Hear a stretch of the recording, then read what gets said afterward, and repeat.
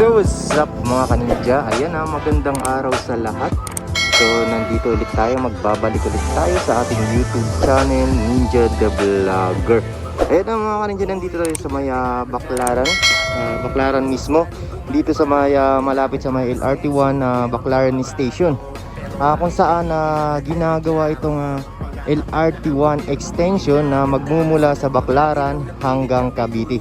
So i-update ko lang sa inyo itong dito banda sa Maya Baclaran. Ayan, so dito is meron na ring mga butas para sa piers o yung mga poste na ilalagay dito banda sa Maya Baclaran. So malapit lang to sa Maya Baclaran station ng LRT1 mga kanja. Ito yun, no? Yan. Ito yung bali madudugtungan o extension na ng papuntang Cavite. Ayan. So yung liko nito is papunta sa may simbahan ng Baclaran mga kaninja. Ayan, paliko doon mga ninja. So hindi na tayo makakapunta doon kasi pinagbabawal yung bike na tumawid doon. So iikot na lang tayo para makita natin yung mismong dugtong nito, kung ano yung ganap ngayon doon. So tara, samahan nyo ako. So mga kaninja, ito lang yung tawid doon sa may malapit sa may LRT station ng Baclaran. Ayan. So dito meron na palang ginagawang para sa piers.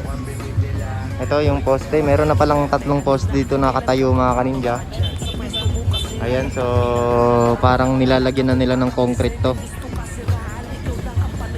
Ayan.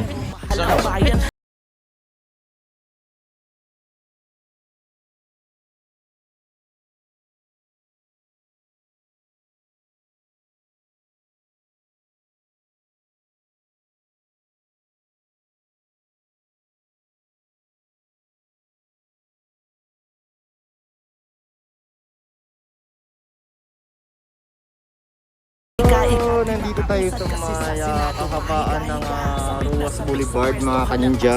So ito lang yung tawid na nanggaling dun sa may Baclaran o LRT1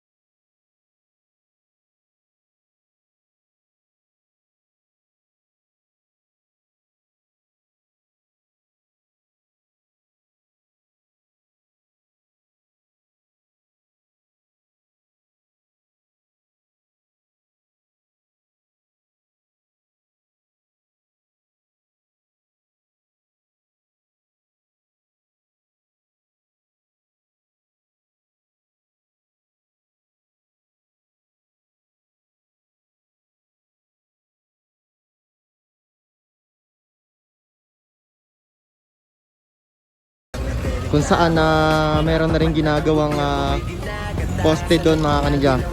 Let's go. So na yan mga kaninja, dito tayo sa malapitan ng Novo Hotel or City of Dream. Ayan, so dito meron na rin mga naka-prepare para sa pagbubutas nila dito.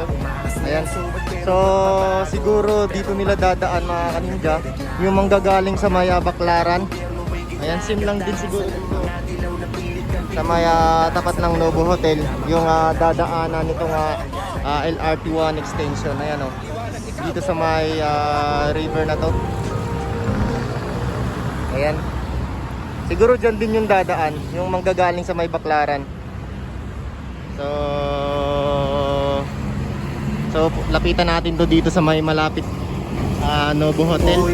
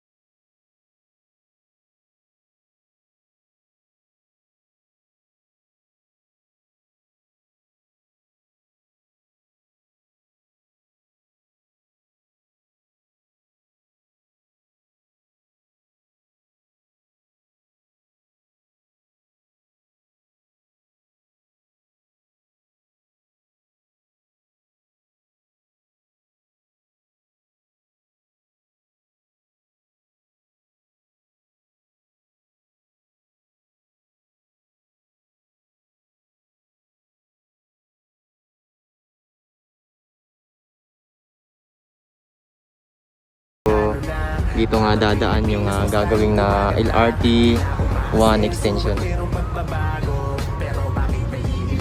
Yan, so ito yung papunta ng coastal. So puntahan na natin yung coastal. So yun na mga ninja, nandito tayo sa may Coastal Mall na luma. Ayan, dito naman yung patawid na ginagawa yung mga poste dito mga ninja. Yung patawid dito sa may Novo Hotel. Ayan, so yung mga poste dito mga ninja, halos kompleto na rin siya. Ayan, meron na rin mga piers cap o piers head. Ayan. So halos mga buo na rin pala dito yung mga poste dito sa may Coastal Mall. Ayan. So pag natapos na yung dun banda sa may Parañaque mga ninja, tuloy-tuloy na yung paglalagay nila ng girder.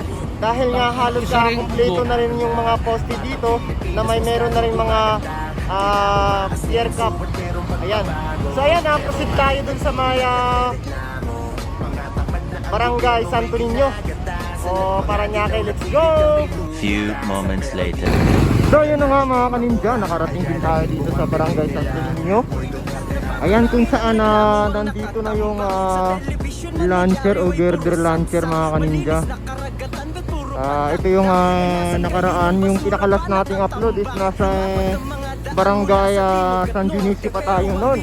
So ngayon lang tayo nakabalik dito sa may LRT 1 extension na ginagawa mga kaninja. Ayan, so ang haba na palang nalagyan ng mga girder kasi umabot na siya dito sa may Santo Niño. Ayan, so ngayon lang tayo naka-update mga kaninja dahil nga sa naging ACQ.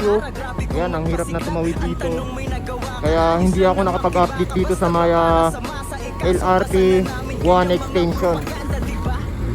So ito na nga mga kaninja, so nandito na yung girder launcher. Umabot na dito sa may Santo Niño o Barangay Santo Niño. Ayan, so bago siya tumawid dito, ayan dito, bago tumawid yung launcher, tatlong girder pa yung ilalagay bago siya makatawid dito. Ayan, so ito yung papunta ng La Huerta. So may mga poste na rin dito mga kaninja eh. So ayan, so kitang kita na yung launcher. So mukhang naikabit na yata nila yung girder dahil meron ng girder banda dun mga kaninja eh. Yan sa tapat ng launcher.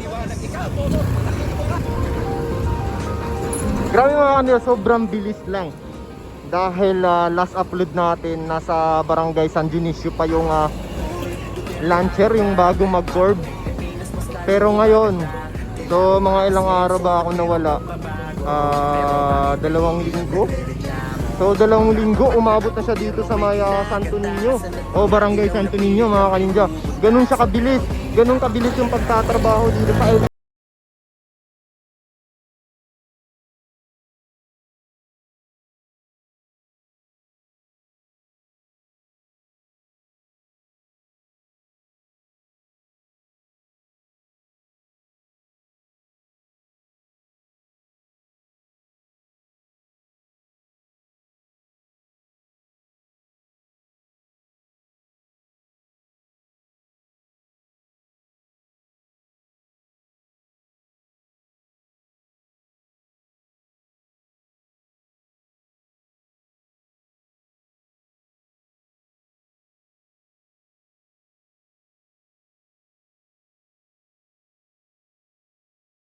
PITX o at saka sa may coastal, halos meron na mga poste doon. So bali girder na lang yung kulang para mabubuo na siya. So dahil nga nandito na yung launcher, so madali na rin makarating doon banda sa may coastal. Ayan, sobrang bilis lang mga kaninja. Parang kailan lang, nasa C5 pa lang to. P5 extension. So ngayon nandito na siya sa Barangay Santo Niño. Ayan. Nakakatuwa, nakaka-excite na mga kaninja. Ayan. So abangan natin yung LRT2 extension na Emerald Station at Masinag Station sa Antipolo.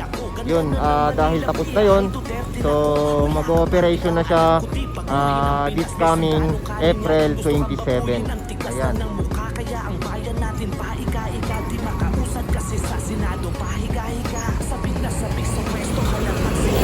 So hindi na tayo pupunta dun sa may Barangay San Dionisio mga kaninja, dahil tapos na rin yung paglalagay ng mga girder doon.